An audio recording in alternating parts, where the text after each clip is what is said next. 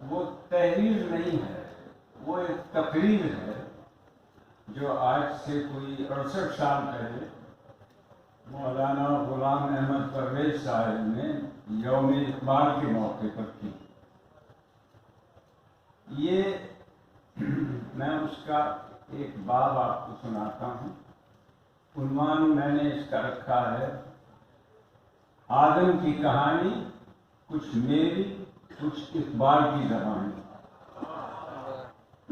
انہوں نے اپنی نہایت عمدہ نثر میں اس طریقے سے اقبال کی شاعری کو سمویا ہے کہ ہماری نظر میں علامہ کی شاعری کی عظمت دوبارہ ہو جاتی ہے۔ تخلیق کائنات، ذرا تصور میں لائیے اس منظر کو کہ اس کائنات کی کوئی شے موجود نہیں، نہ زمین، نہ آسمان، نہ چاند، نہ ستارے، نہ شجر تھے، نہ حجر، نہ صحرا تھے، نہ سمندر، نہ حیوان تھے، نہ انسان۔ ایک خدا کی ذات تھی اور باقی سب بھو کا عالم۔ ظاہر ہے کہ ایسی سنسان حالت کب تک رہ سکتی تھی؟ ہر تصور اپنی نمود کے لیے بیتاب ہوتا ہے اور ہر نقش اپنے ابھرنے کے لیے پیش و تاب کھاتا ہے۔ یعنی یہ قوت خاموش لذت تخلیق سے عمل بیدار ہونے کے لیے ہم اپنے شوق رہتی ہیں۔ اسی لذت تخلیق اور ذوق نمود نے انگڑائی لی، خطیرہ قدس کی ملکوتی فضا میں ہلکا سا تمغوش پیدا ہوا، عدم کے پردے اٹھے اور افق کے اس پار نگاہ خانہ کائنات خاموشی سے ابھرنا شروع ہوا۔ یعنی یہ وہ وقت تھا جب کیفیت یہ تھی، سہانی نمود جہاں کی گھڑی تھی، تبسم فشاں زندگی کی کری تھی، کہیں مہر کو تاج زر مل رہا تھا، عطا چاند کو چاندنی ہو رہی تھی، ستاروں کو تعلیم تابندگی تھی، فرشتے سکھاتے تھے شبنم کو رونا، ابھی گل کو پہلے پہل ہنسی آ رہی حیولائے کائنات ابھرنے کو تو ابھرا، لیکن بڑا بے قید اور بہت بے رنگ۔ یعنی یہ وہ زمانہ تھا جب عروس شب کی زلفیں تھیں ابھی نا آشنا ہم سے، ستارے آسمان کے بے خبر تھے، لذت رنگ تھے، قمر اپنے لباس نو میں بیگانہ سا لگتا تھا، نہ تھا واقف ابھی گردش کے آئین مسلم سے، ابھی امکان کی ظلمت خانے سے ابھری ہی تھی دنیا، مذاق زندگی پوشیدہ تھا پہنائے عالم سے۔ کائنات کی اس تنہائی اور غمگینی، اس بے نوری اور بے شعوری، اس بے قیدی اور بے رنگی پر نقش طراز ازل کا جی بھر آیا۔ اس کے پاس سازو سامان کی کمی نہ تھی، صرف ایک ترکیب نو کی ضرورت تھی۔ اس نے فرشتہ میر سامان کی طرف دیکھا اور وہ آنکھوں ہی آنکھوں میں اشارہ پا کر تعظیم کے لیے، تعمیل ارشاد کے لیے روانہ ہوا۔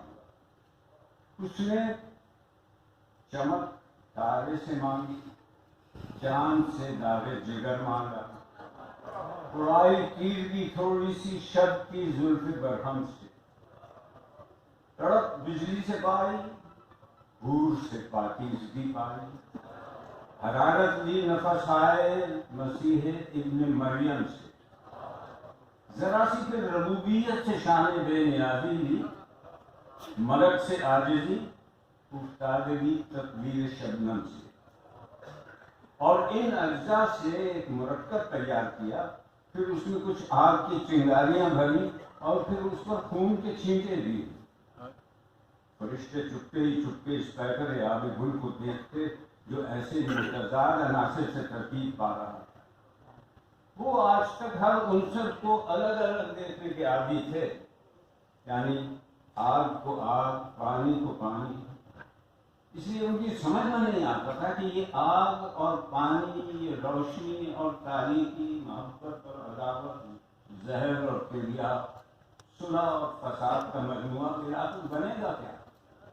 انسان۔ ہزار سال کی قدروں کے بعد اس مشت خاک نے ایک متعین صورت اختیار کی، بکھری ہوئی شوخیاں سمٹ کر بجلیاں بن گئیں، زمین کانپی، آسمان تھرتھرایا، چاند کا ساگر زمین چھلک گیا، ستاروں کے ننھے سے دل دہل گئے، فضا میں ایک شور اٹھا اور مسکرا کر یہ ملائک سے کہا، ابلیس نے، لو تمہارا ایک خلیفہ تازہ بھی پیدا ہوا۔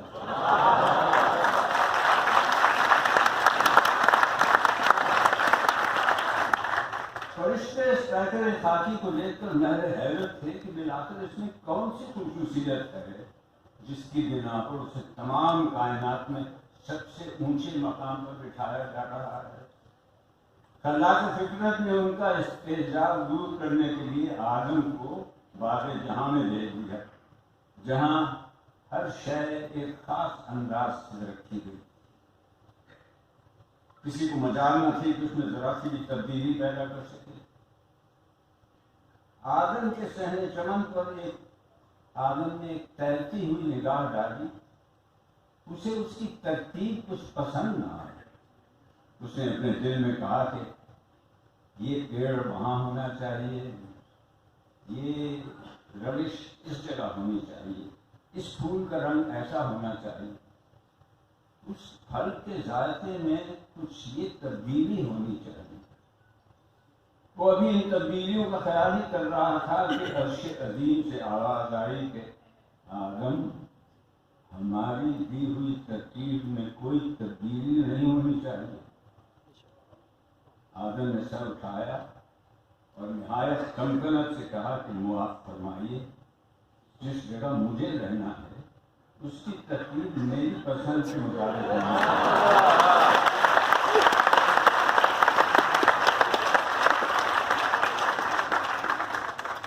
آدم کے اس جواب پر صحن چمن سے دور سے ایک طرف سے بلند قہقہے کی آواز آئی جس میں ابلیسانہ سرکشی کی گرج مچی۔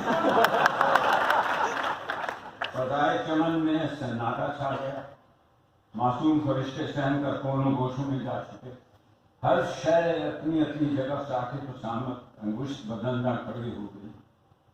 اس سکوت نے ایک دلکش آواز میں یہ کہتے ہوئے توڑا، یہی وہ اختیار اور ارادے کی قوت ہے جو آدم کی سرفرازی کی سربلندی کا موجب ہے۔ کشمکش حیات میں پرکیف جاذبیتیں ہیں تو اسی سے، اور کشاکش زندگی میں رنگین کیفیتیں ہیں تو اسی کے دم سے، بربت ہستی کے خوابیدہ نغمے بیدار ہوتے ہیں تو اسی کے مجراب سے۔ تم کائنات کی دوسری چیزوں پر غور کرو اور پھر انسان کی اس خصوصیت کو دیکھو، بات سمجھ میں آ جائے گی کہ ان میں اور انسان میں کیا فرق ہے۔ چاہے تو بدل ڈالے ہے چمنستان کی، یہ ہستی دانا ہے، بینا ہے، توانا ہے۔ اب فرشتوں کو معلوم ہوا کہ اس پیر کے آب و دل میں وہ کون سی خوبیاں، قوتیں ہیں جو خوبیاں بن گئی، جس کی بنا پر اس کائنات میں یہ مقام عطا ہوا ہے۔ اس احساس سے ان کی نگاہیں تعظیم کے لیے جھک گئی۔ آدم خرامہ نیچے اترا، اس کی جگہوں میں قطار اندر قطار اسے رخصت کے لیے ساتھ میں تھے۔ نسیم سحر کی طرح وہ آہستہ آہستہ ساتھ آ رہے تھے اور یہ نغمہ گا رہے تھے کہ عطا ہوئی ہے تجھے روز و شب کی بے تابی، خبر نہیں کہ تو خاکی ہے یا کہ سیمابی، سنا ہے خاک سے تیری نمود ہے لیکن تیری سرشت میں ہے کوکبی و مہتابی، تیری نوا سے اسے بے پردہ زندگی کا زمین کہ تیرے ساز کی فطرت نے لی ہے مزرابی۔ یہ خسروانہ جلوس بائیں شوکت و سطوت جانب فلک سے سوئے زمین آ گیا. خاک کے زرعی آنکھیں مرتے ہوئے اٹھے. سبزہ خالیدہ جوش نمو سے بیدار ہوا. گنچے چٹکے، پھول کھلے، چاندنی مسکرائی. سینہ بہر سے بیتاب موجیں ابھر ابھر کر دیکھنے لگی. روح فطرت نے اپنے حسین چہرے سے نقاب اٹھائے. بربط ہستی کے خاموش تاروں میں ایک ارتعاش پیدا ہوا اور ساز فطرت کی ہم آہنگی سے روح ارضی نے یہ کہتے ہوئے آدم کی طرف اپنا ہاتھ بڑھایا: کھول آنکھ، زمین دیکھ، فلک دیکھ، فضا دیکھ، مشرق سے ابھرتے ہوئے سورج کو ذرا دیکھ. ہیں تیرے تصرف میں